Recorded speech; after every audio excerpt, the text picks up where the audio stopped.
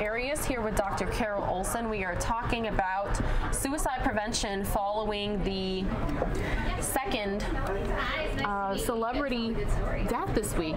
First it was Kate Spade and now Anthony Bourdain.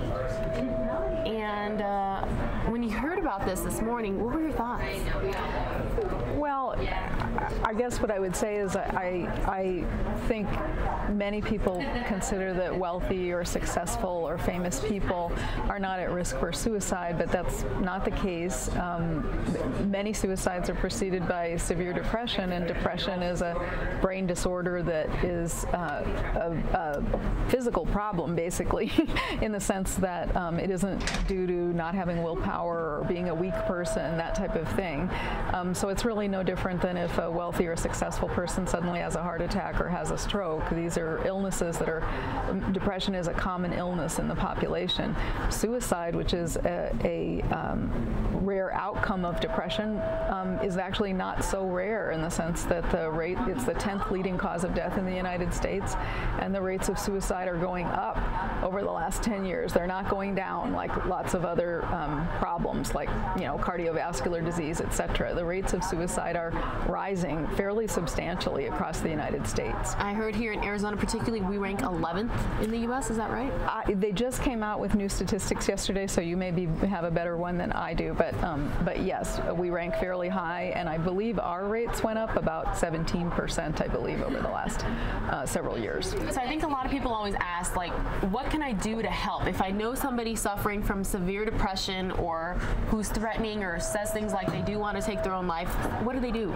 So I think it's important for people to reach out to the person. I think it's a common in our culture for there to be a stigma about mental health issues, and so there can kind of sometimes be a collaboration between the person themselves and the people around them not to talk about it or not to ask about it, it's the elephant in the room. But obviously if you're noticing that somebody appears depressed or they've lost interest or pleasure in things that they used to enjoy, they're not functioning as well, they're not leaving the house as much, they're not doing as well at work or with the housework, their sleep patterns disrupted, their appetites disrupted, those are all symptoms of major depression. And if they're lasting more than 2 weeks and they're significantly affecting the person's functioning, it's really important that people who care about that person bring it up with them, say that they've noticed that they don't seem themselves, and then tell them that you want to help them get help, and then have a plan for how you're going to do that. For Kate Spade in particular, though, her husband did come out and say, hey, she was seeing doctors, she was trying to get treatment.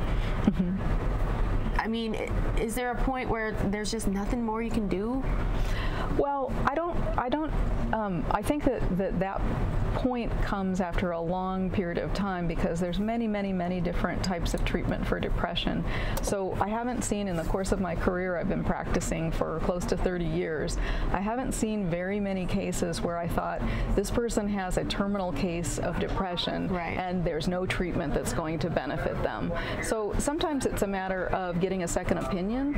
Occasionally the diagnosis is not correct. For example, if you actually have bipolar disorder and not just pure depression, the treatment approach is different in that case. Right. So National Suicide Help Hotline? Yes. There's the National Suicide Hotline, which I think you have on the screen in Maricopa County. We have a local 24-hour crisis hotline. The number is 602-222-9444. And that hotline is not just if you think the person's imminently at risk for suicide, but if you think the person's struggling with some type of mental health issue and you're not quite sure where to turn, that would be a reasonable option, so you can discuss with them and they can give advice.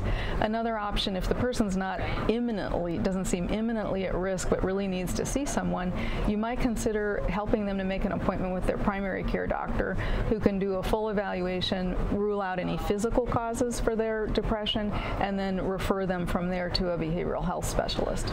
The National Suicide Prevention Hotline, kind of small on the screen there, everybody, so I'm going to read it off for you. 1-800-273 273-8255. But I have one more question for you, doctor. I feel like everybody kind of feels like at some point throughout their life they are depressed. They feel feelings of anxiety or depression, and sometimes people ask themselves, well, when am I at that point where I should seek help? So I think it's important to recognize that major depression, clinical depression, is actually pretty common. About 7% of U.S. adults will have had an episode of major depression in the past year, so that's really millions of people. Yes. But for the individual person, I think what they need to look at is, have these symptoms lasted more than a couple of weeks, and are these symptoms significantly affecting my functioning, either at work or at home, in interacting with my family? And if it's gotten to that point, it isn't just you broke up with your boyfriend and you're down for several days, but if it's really affecting your functioning, then that's something that needs to be investigated further. Right. Okay. Anything else that you'd like to add, doctor? No, I just would encourage people to kind of back off from the stigma about not just depression, but all types of mental health issues, because they're common. Most people, either individually or in their family, have had someone with these type of problems, and it's very hurtful when people in the public at large kind of have pejorative ideas about people who have mental health issues. They're very common. You can have very talented or wealthy people who have those problems. It's just people need to look at it more similar to just other physical health issues. It's a health issue. And it's not just the stigma, but name calling. Oftentimes people will use certain words that I don't want to repeat because they're offensive. They're very hurtful. Right. That's correct. Well, thank you again, doctor, for being here, and we really appreciate it. That number again, National Suicide Prevention Hotline, 1-800-273-8255.